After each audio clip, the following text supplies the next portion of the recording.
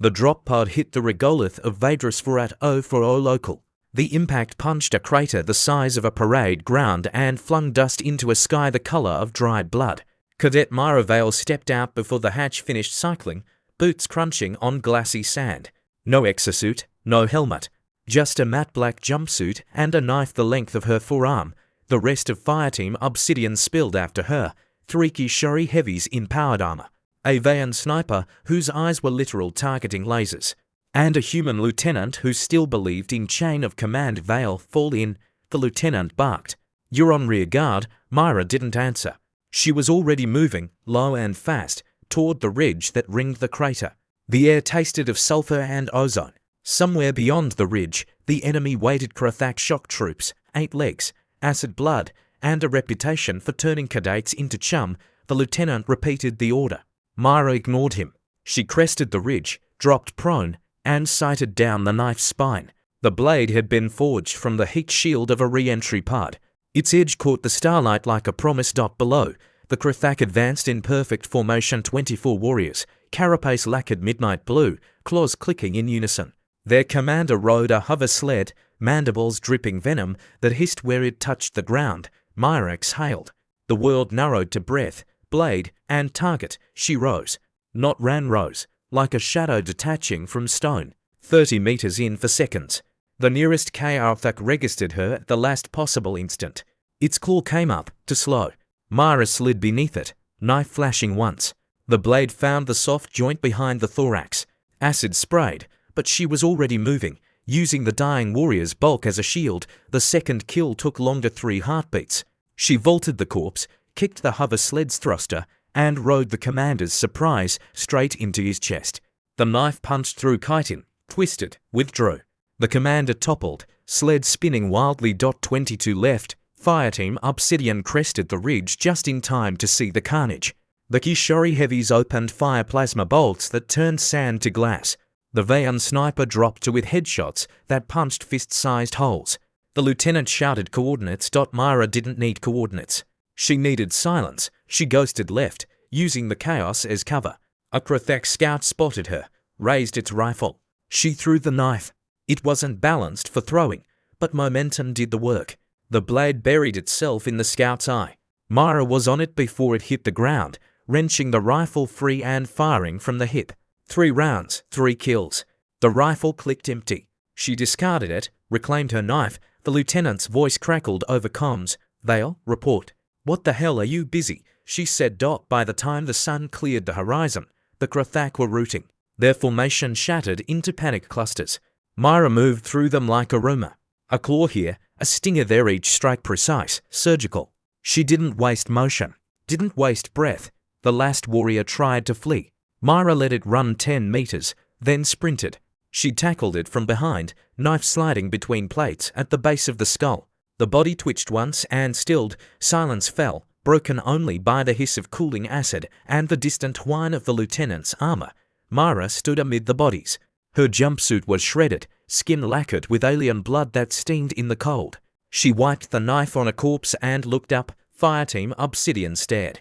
The HFY heavies' faceplates were opaque, but their armor trembled. The Vayan's laser eyes flickered, unable to lock focus. The lieutenant's mouth opened, closed. Myra walked past them to the hover sled. The commander's severed head rolled under her boot. She picked it up by a mandible, slung it over her shoulder like a trophy. "Mission accomplished," she said, back at base. The debrief was a circus.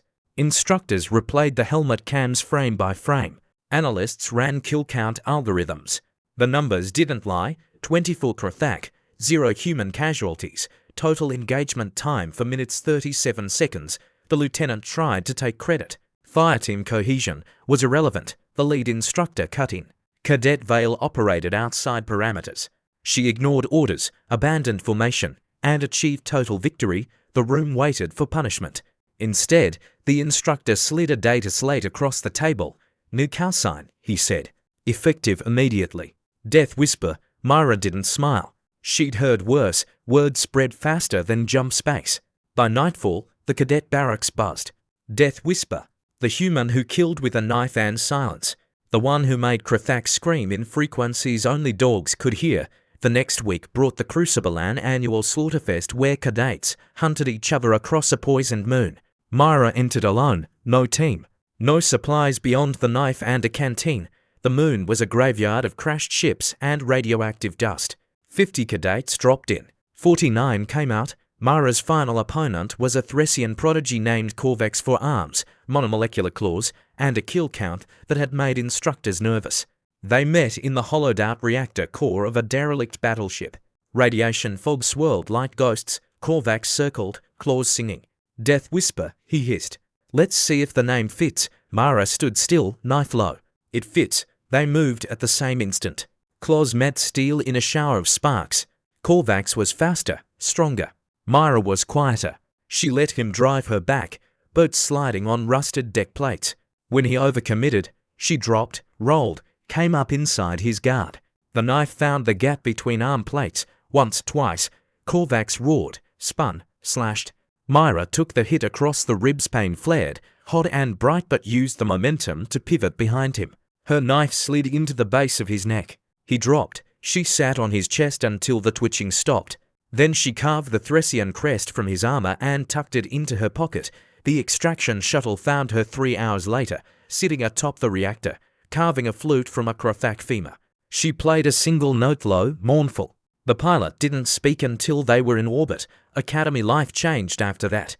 Cadets gave her space in the corridors. Instructors watched her with the wary respect reserved for live ordnance. She ate alone, slept little, trained harder. The real test came during the Verge incursion. A Crothak hive fleet breached the outer colonies. The Academy deployed its senior cadets as shock troops. Myra shipped out with Fireteam Obsidian, same lieutenant, same heavies, same sniper. This time, no one questioned her lead. They dropped onto the hive ship's spine under heavy fire. The corridors were a nightmare of chitin and acid. Myra moved ahead, a black shadow in the dark. She killed the Queen's guard with a garrote made from her own belt, slit the Eclair's throat while it screamed in ultrasonic. When the hive mind faltered, she whispered into the comms, "Burn it." The fleet glassed the ship from orbit. Myra walked out through the flames, knife dripping, eyes reflecting the inferno. Back on base, the Admiralty offered her a commission. Officer track, her own platoon. She turned it down. "I'm not done learning," she said. They gave her a Black Ops designation instead. Unit, Spectre, mission, anywhere the war needed a ghost. Her final night at the Academy, she stood on the observation deck. The stars were sharp enough to cut. Behind her, footsteps soft, deliberate. "The Vayan sniper, you could teach us," he said. Laser eyes dimmed to candlelight. "How to move like that? How to kill without sound?" Myra considered. "You'd have to unlearn everything." "I'm willing." She looked at the knife in her hand. The edge was nicked, stained, but still hungry. "First lesson," she said. "The blade isn't the weapon. The silence is." She flicked the knife. It spun once, buried itself in the deck between his feet. "Second lesson. Never stand where I can reach you." The Vayan didn't flinch. "Good." Myra walked away. Behind her, the calcine followed like a shadow. Death whispered, somewhere, in the black between stars, a new legend was born. Not of a soldier, not of a killer, of a girl who learned that the quickest way to end a war was to make the enemy afraid of the dark, and the dark had a name.